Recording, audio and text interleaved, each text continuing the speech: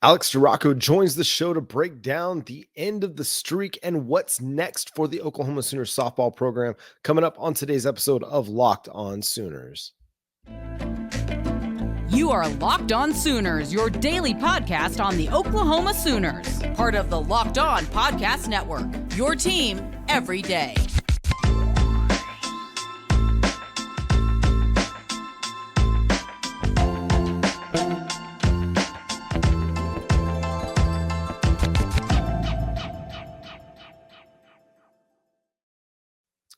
Welcome to Locked On Sooners. Today's episode is brought to you by Game Time. Go download the Game Time app and use promo code Locked On for $20 off your first purchase. Again, that's Game Time. Download the Game Time app, create an account, and use code Locked On for $20 off your first purchase. And now for the Alex Storako Show. We got the Alex Storako Show once again here on Locked On Sooners, and we got to start with the opening of Love's Field, the palace that Patty built, the castle in Norman for the Oklahoma Sooners softball program. Alex, I know you were out there on Friday and Saturday, so just give us your initial reactions as you walked up to Love's Field and we're just getting ready to take in the scene this weekend. Yeah, I mean, I got there and there was already like lines out just waiting to just see and just hear everyone speak about it and everything. It was a really cool kind of ceremony and opening and everything. So it was just kind of like breathtaking to see like how many hours before game time, because it was a long time even for me to just be out there and everything and listen to everyone. I was honestly shocked that a lot of the the team was there just because it was so many hours before game time and obviously amping up and emotions and a lot of that stuff too. But it was so cool, and alumni and media got a little bit of a sneak peek before the general public. And, you know, I just found myself just kind of speechless. Like even just like remembering the moment of me seeing everything and walking around the corner and seeing the field and the bleachers and all that, like it's still just so like breathtaking, even in my mind, remembering it all, just because like going from Reeves to Merida to that is just such an upgrade. And there's been so many just blood, sweat, and tears going into just all of it, whether that's from the athlete, from the coaching staff, from Coach Gasso's family, and, you know, all of the construction that's gone into that, the planning and everything. Like I couldn't believe that they got it done, because truthfully, I was one of the few that probably was like, there's no way they're getting it done. There's no way. And I know like even leading up to the weekend, I didn't drive by just to like surprise myself on Friday and see like how much they really added.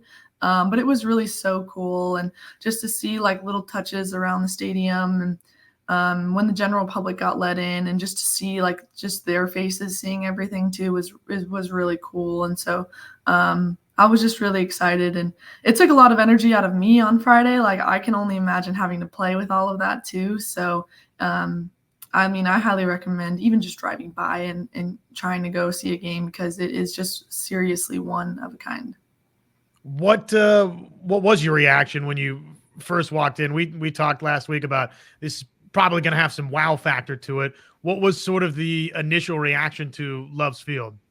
I mean, it just really just took my breath away, and I just couldn't believe it. I was trying to compare it in my head to like anything that I had played in, truly, and I don't think it really compares to a lot of stadiums I've been in, played in, just even drove by. And so I think that it just got me so excited, because like that's what you're going to see from now on in women's sports and in softball. So just the excitement of it, just the jealousy of not being able to play in it. So a lot of those different emotions truly just swept me off my feet whilst just seeing everything for the first time. I remember as a kid, you know, going to Dodger Stadium and just kind of walking up the ramp to the field, and then you walk through this dark corridor, and then it opens up, and it's just this beautiful, picturesque baseball diamond. And I'm sure it felt like that for you and for a lot of people that were out there. Take us through what it would have been like as a player, you know, to go through all of the pomp and circumstance building up to, you know, the grand opening, whether it's, you know, all the leaders taking the stage, and whether it's Joe Castiglione and Joseph Harris, Patty Gasso, the captains, Tiara Jennings and Kinsey Hansen. What would it have been like as a player to kind of go through all that buildup and then, oh wait, we got to go play a baseball or a softball game? Yeah, I think the buildup is just a lot emotionally and mentally too. Obviously, you've had all week to try to prepare for the teams and everything, going through film, and then having to remember all of that, and then also just going through the emotion of what it means to, Coach Gasso. I know she choked up on the podium, and seeing Josie grinning from ear to ear, and President Haraz, and it was just so cool. So for me, like, I know I was like, okay, can the game get here? Like, I'm ready for the game. Like, I feel like it would just be amplified by 10 if I was even playing in something like that. So I just feel like that, having to get amped up for that kind of ceremony, and then maybe going back down and having to like either start warming up or just getting ready in a lot of different ways. I'm one that always loved to show up early to the field and stuff, but it was almost like a calming thing for me of just like, okay, like I'm here and I can like slowly eventually get ready and like kind of ramp up, instead of like, I'm here, we just have anxiety for getting here late and I'm trying to get ready and dressed and not miss anything. Like, I was always like, get there, okay, like I'm here, and just get ready. I feel like just that could probably throw off a lot of people's just pregame routine, and not a superstitious way of just a relaxing kind of, hey, let's just set the vibe. And I feel like no one could really maybe even get there what they usually have of like just a mantra or vibe of a game day in that kind of craziness of a day and schedule. Well, I think you're right. And Coach Gasso afterwards talked a little bit about, hey, we're still figuring the park out. What's the hop look like here, and which way is the wind predominantly going to take the ball to left field or right? You name it, right? There's little nuances of a park. One more on just the build up to the opening of the park itself. Sooner fans heard from Nicole Mendez, Aaron Miller from a broadcast perspective. What did you hear from current players, former players? I mean, what was the rest of the feedback like? We have an idea, but what did you hear from other former Sooners and current Sooners about Love's Field? Yeah, I think like the big thing from like alumni too was just the fact that fans just literally surround the field in every aspect. I know at Merida there were certain points that you could access and you couldn't, and things of that nature. And so when you see just the entire stadium, the backstop completely filled, the sidelines, the foul lines just completely filled, the standing room only surrounding both bullpens was just packed to the brim. All of the outfield stadium was packed. And then there seriously was not an empty spot in the stadium. And so when you're completely surrounded, that brings just a whole nother aspect to it, especially in just softball. I know that I feel like it's kind of rare to see just so much attendance in a game like that. And I know it's so big for OU softball, and OU softball fans are so faithful and they love showing up. And so I was excited to see kind of the excitement on both ends from the players and as well as the fans too, of just like, oh my gosh, like we can finally get in, we can finally like sit in some seats and watch. And that kind of energy was a lot of fun just to see on both ends. But I feel like even players too, in a couple like post-game interviews, they like felt that surroundedness and things like that. And so it was just cool to feel the energy. Like I know Coach Gasso was like, it literally feels like the World Series. And for me, it as a fan, like it felt like the World Series, like that buzz, like that's constantly around and in the air. Like I felt that at Love's this weekend, like I did back in June at Hall of Fame. So when you can replicate that kind of environment this early, I think that'll obviously prepare you so much for the long run. I know Coach Gasso last year in the schedule kind of did that in increments for us, especially those of us who had never played in the World Series. So we went from the Hall of Fame Classic to the Texas game on Friday with a slightly bigger attendance. And then obviously the World Series, we slowly built up to that 15,000, attendance kind of deal. So that was nice. And I love that. And I know that I was kind of used to that buzz in the air a little bit more because I got it slowly. I think that OU softball will be just absolutely prepared out of their minds when they walk into Hall of Fame in June and stuff. And so that's what I really felt. And I also got from a lot of other alum just walking around and stuff. Yeah, to go from, 2,000 or 1,400 to 4,450, which was the max capacity, I think on Friday, they got to 4,450 against Miami. That's a big difference. And to have that in early March to kind of get the stage set for what the rest of the season is going to be like.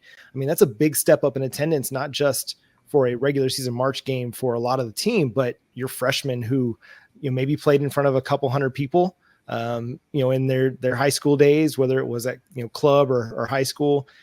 That's a huge difference, for the, Cassidy Pickerings and Ella Parkers. And, this is a great opportunity, as you mentioned, to build up to Hall of Fame Stadium. We're going to get into the nuts and bolts of the weekend, what happened on the diamond in amidst everything that was going on outside of the playing surface with Alex Storako coming up here on Locked On Sooners.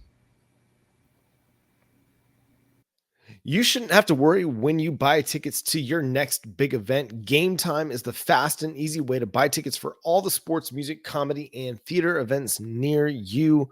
You can get last-minute tickets, flash deals, zone deals, and it's easy to find and buy tickets for every kind of event in your area. And you get great views from your seat with the app. If you're looking at buying tickets, whether it's to the Oklahoma City Thunder or to your favorite football game in the fall, you'll be able to see exactly what your seat's going to be looking at through the Game Time app. So go download Game Time, use promo code Locked On for $20 off your first purchase. Terms apply. Again, create an account and redeem code LOCKEDON for $20 off your first purchase. Download Game Time today. Last minute tickets, lowest price guaranteed.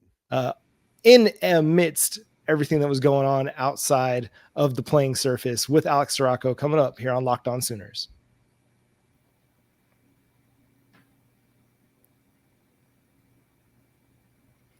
So, Alex, we're going to get into a lot of the takeaways from the weekend, but let's just start with the streak, because obviously that's the biggest story in softball right now. Oklahoma had won 71 in a row. You were a part of a large majority of those wins dating back to last season, hadn't lost in over a year. And then against Louisiana on Sunday, it came to an end. And credit Louisiana. They had a great game, a great strategy for that game. They were very aggressive, both in the box and on the base paths, and took advantage of some Oklahoma miscues throughout.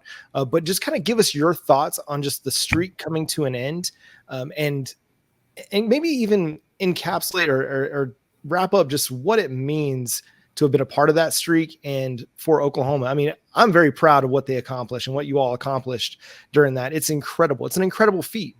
So while we're kind of bummed that there's a loss, that's 71 in a row, and you can never take that away from Oklahoma. Right. I know, just like watching the game at home, I kind of was just in disbelief, and I was like, oh, they tied it up, they'll do it. It's fine. And then just kind of that shock. I stayed off of social media for a couple of hours and kind of gathered my thoughts on it all and just appreciated it a bunch, just because like you said, I was a part of it. And just seeing it kind of being passed on to the next team was cool, and, loved watching them do it as well.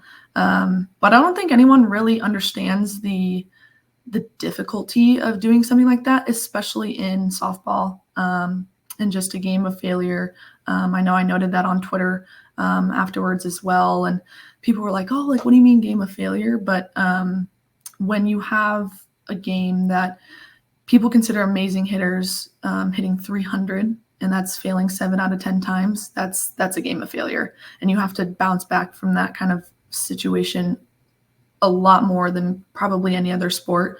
And so when I think about that, and just the chances of it all happening against not even just a poor schedule. I mean, there was a ton of ranked teams in that 71 streak, and just tough competition and close games, and just players of the year in that just streak. And when you just really break down the difficulty and the skill that it took to do that, and the time that it took to do that, and preparing for those kinds of teams, it really kind of brings me just in awe and just appreciation, like I said, because it is so hard.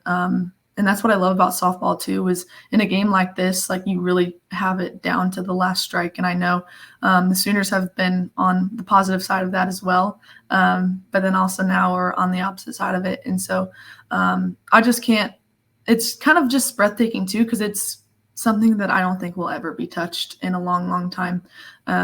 So it's really cool to just, one, be a part of it, and then just also know that it's up there with, programs that I grew up like talking about, watching, like UConn women's basketball and just OU football streak, which is unreal, and just so many different streaks that are up there.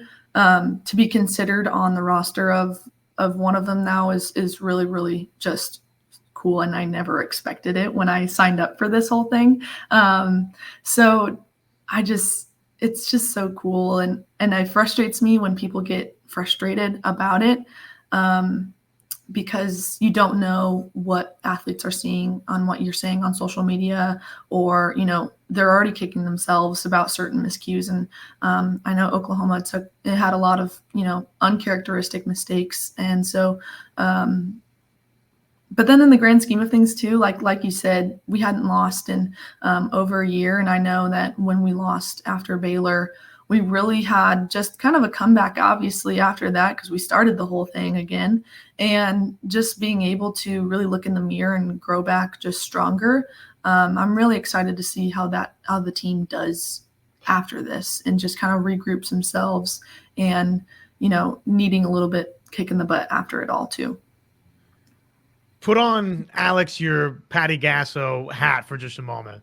What's the message to the team? I mean, look, it's an incredible run that they went on, but now it's a loss, and they want to respond, I'm sure, in the right way. What's the message?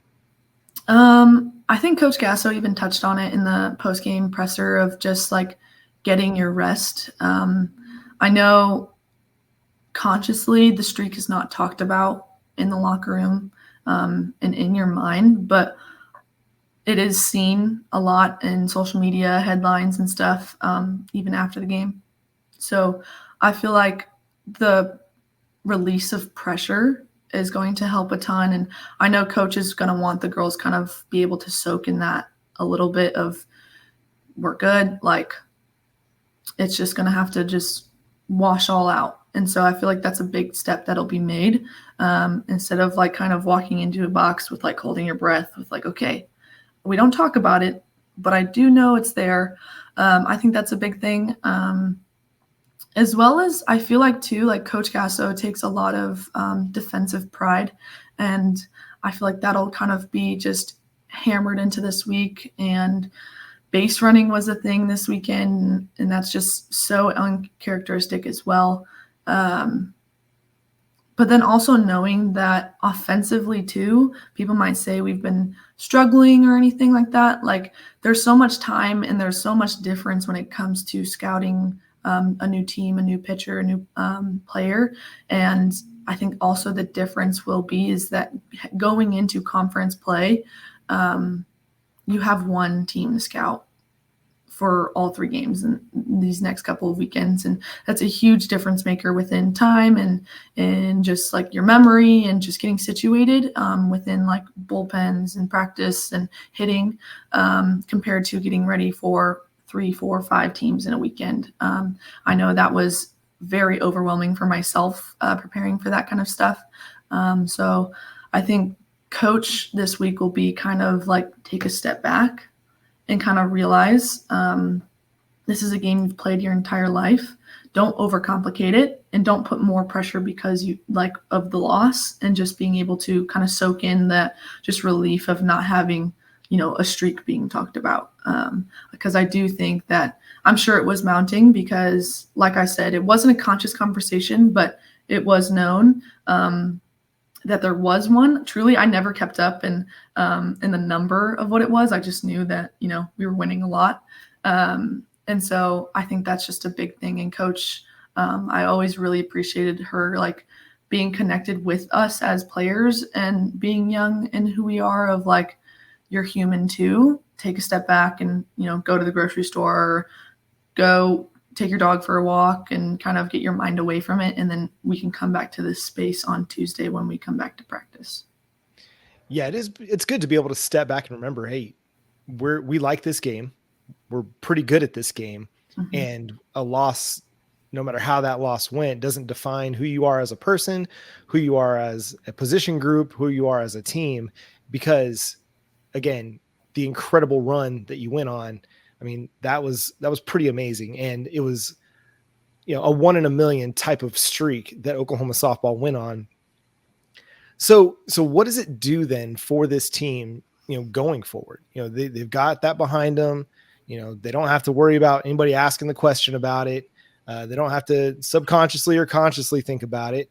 They can just go play softball. So what does that do for you when you're just, okay, like last year when you broke the streak, broke UCLA's all-time win record? What did that do for you as a team to have that and be like, okay, now let's just go play softball?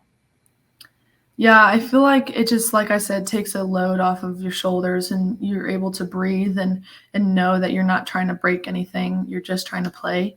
So when that comes, you just feel a lot looser, whether that's in the box, on the mound, in the field.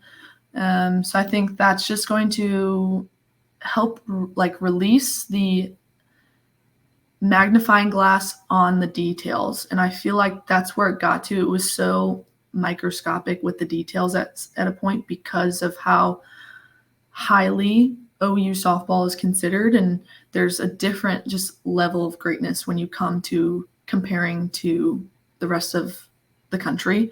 OU has a whole different scale because of the success that they've had in the last couple of years. And so when you have little mistakes like this weekend, they're almost amplified, just like the scale that OU softball is graded on.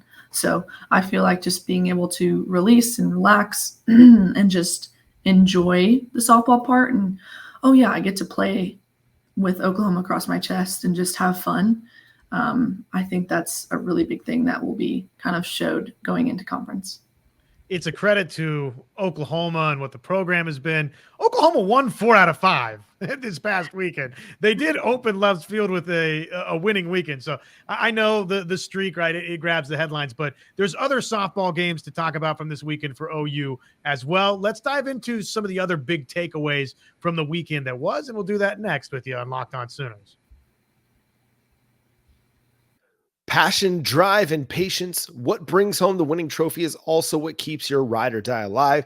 eBay Motors has everything you need to maintain your vehicle and level it up to peak performance, from superchargers, roof racks, exhaust kits, LED headlights, and more. Whether you're into speed, power, or style, eBay Motors has got you covered. With over 122 million parts for your number one ride or die, you'll always find exactly what you're looking for. And with eBay Guaranteed Fit, your part is guaranteed to fit your ride every time or your money back, because with eBay Motors, you're burning rubber and not cash. With all the parts you need at the prices you want, it's easy to turn your car into the MVP and bring home that win.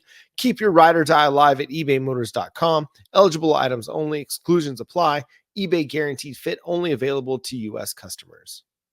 So what else caught your eye from Oklahoma this weekend? Miami of Ohio, if you didn't believe it coming in, yes, in fact, they can swing the bats. That was proven in the opener of this OU tournament. What did you take away from the rest of the opening of Love's Field, but the 4 games prior to, obviously, the final Louisiana contest? Yeah, I feel like this was the first weekend that you saw the pitching staff kind of struggle. And the pitching staff has kind of been just a strong suit to OU softball this first couple of weeks. And so it was almost amplified this weekend. And so I feel like that's just a big part of it too. Not only did they give up home runs, but this is, I think, the most I've seen them give up back-to-back or back-to-back-to-back home runs in so many instances. And so I feel like as a pitching staff this week, they'll really dive into being able to maybe paint a little bit more of corners or change up a little bit of like a pitching scheme within what they're calling back-to-back or their go-to pitch. I know Coach Rocha is big on like, what's your go-to pitch and what do you need?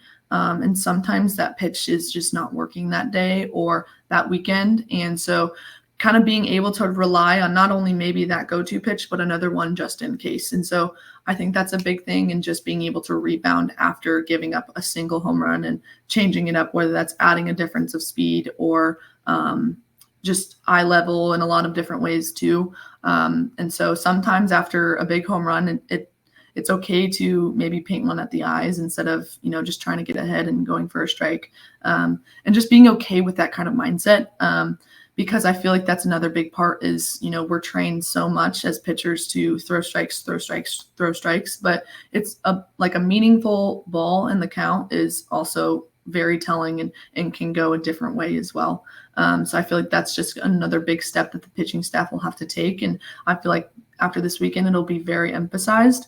I also think too, just like I said, base running will be kind of emphasized. And you saw some uncommon stuff like Kinsey Hansen getting backpicked and Jada Coleman getting called out for leaving early. It's just things like that you don't normally see. So that was just kind of shocking. But I also thought that, I know Miami, the bookends were just really surprising, kind of crazy games within Miami and obviously Louisiana. But I feel like after the Miami game, OU's kind of offense really kind of started clicking, maybe a little bit more than you saw in the previous 3 weekends. And so I think there's still a lot of good to take out of the weekend other than just the big headliners and the bookends of games. And just that there was 3 run rules within the weekend and being able to kind of produce that kind of stuff within such an emotional weekend and a lot of uncommon mistakes and kind of seeing that life from the offense, I really, really enjoyed.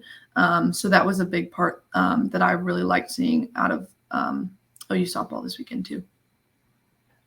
Yeah, I think it's interesting to see because, with that Miami game, who knows how much of the build up to that impacted, a Nicole May, who was not super sharp. She was not herself in that game, but bounced back with a really, really strong performance against Liberty, after, giving up, the walks and the home runs against Miami of Ohio. She only gave up 1 hit to Liberty. Like, she bounced back from that. And you saw, I think, the whole team really do that throughout.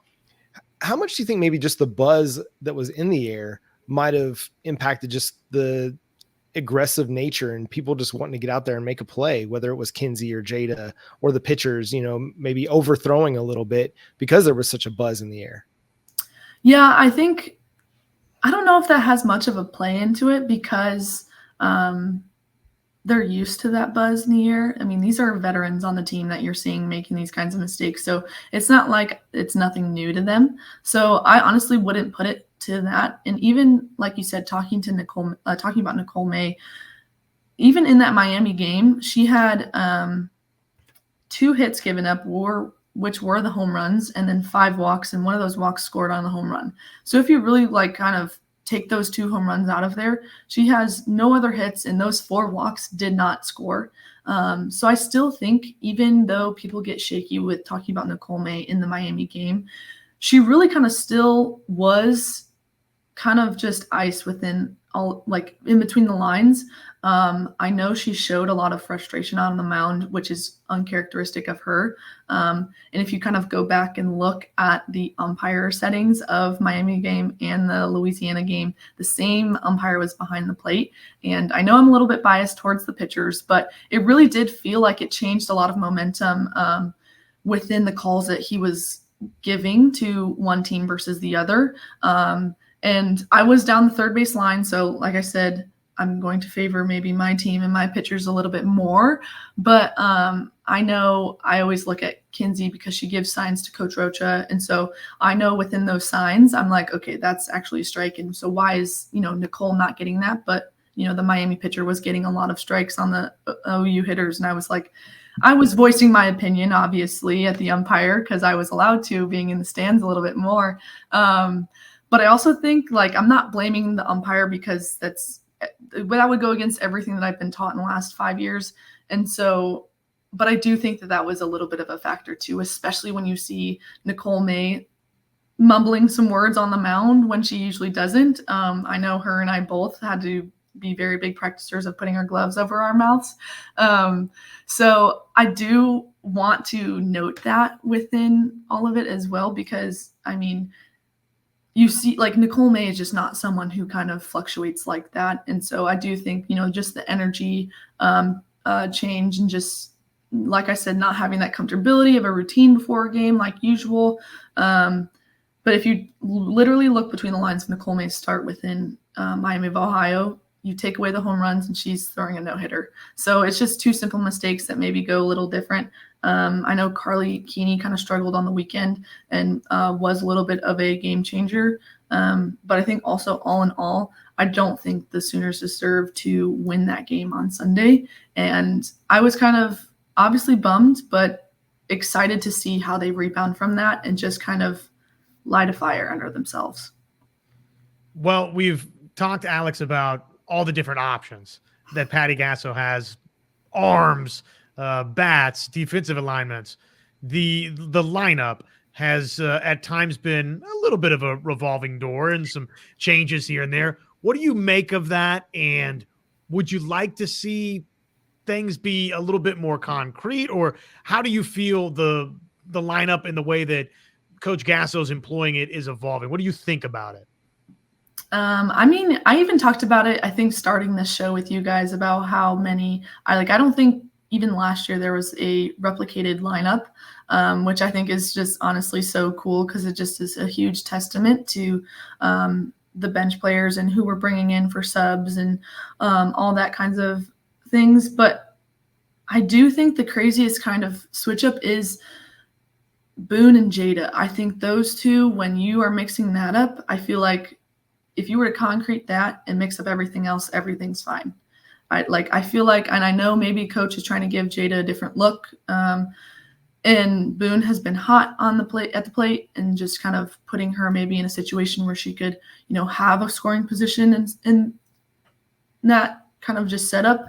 But I feel like the unsteadiness kind of comes from the Boone and Jada being flipped around. Like that for me is the biggest change. Everything else I'm like, ooh, I can't wait to see what coach brings. And then she throws Boone leading off and Jada in the 9-hole. And I'm like, hold up. I know I'm not Coach Gasso and Coach Gasso knows what she's doing, but I'm a little confused and this would be a little unsettling. So I feel like any other people in the lineup I'd be okay with. I saw it all last year. You've seen it for how many weekends now? And I feel like this weekend she really, really messed things up. Not messed things up, but she really switched things around with Jada and Boone all over the place. I mean, you saw, I think, Kinsey, Tiare, and Jada all in 7, 8, 9 hole or something crazy like that. And I was like, I mean, it's Coach Gasso. I'm not questioning it, but it's pretty darn cool because I feel like she could put anything out there and it'd still work in her favor. So I think it's cool. And just having just a lot of key players being able to be role players and know that they're going to get it done when it comes to that and not have, a lot of teams these days just have, a core 4 or 5 players that is going to be at the top of the lineup. And so when you're seeing Kinsey Hansen, Tiare, not 3, 4, you're seeing them 7, 8, 6, 7. You're like, you know what? Sometime in this game, it's going to be a difference changer, and you just got to trust Coach Gasso. And so I feel like, I just get excited to see the lineup just to see what she does for the game and just try to maybe even reason with it of ooh, is it, she trying to go righty, lefty? Is there, I don't know, just production difference or anything like that. So I think it's super cool and kind of entertaining just to figure out too. Yeah, Coach Gasso was definitely in her bag this weekend, just trying different things, and just seeing what she's going to get out of her lineup. You mentioned Riley Boone leading off. I think she was in the 5-hole one time behind Kinsey Hansen, and you're right. I mean, she's leading the team in batting average, so why not figure out where she might fit best? But yeah, when you see Jada Coleman batting 9th, when she's been arguably the best leadoff hitter in college softball for 3+ years, it does kind of throw you off a little bit. And then you have to sit back and say, well, it's Coach Gasso, the greatest of all time. So who am I to sit there and question? One final question before we let you get out of here, Alex. Over the weekend, who was the most impressive player to you? It could be from Oklahoma softball. It could be from any of the other teams that we saw play in the OU tournament this weekend. Pitcher, hitter, who impressed you the most this weekend? I really think Alyssa Brito did in a lot of different ways. I mean, I think one game she had back-to-back RBI doubles, which is just crazy. I think they were literally in the same spot. And at one point, I'm like, why are we not moving your center fielder to the same spot she's hitting on the field? So Alyssa Brito, I know she brings a lot of energy. even with the RBI double, but then just also her walks. And so when you have that kind of player on, it just adds a little bit more to the fuel. I also thought Carly Spade kind of living up to, her numbers and her All-American status at Miami of Ohio. She's the lone All-American at Miami of Ohio. And I know everyone was like, but she's got a low average. I'm like, but have you seen her home run numbers? So I think she really proved that point here at Love's Field. And then obviously you have to tip your cap to the Louisiana pitcher that went a complete game against the Sooners and were able to hold them at bay, because you don't see that obviously very often within the last 4 or 5 years of OU softball. And so when you have a player that's able to do that, it obviously means she was having the game of her life. And so you definitely have to tip your cap to her. Yeah, it was a great weekend of softball. We're going to get another great weekend with Big 12 play opening up this weekend against Iowa State.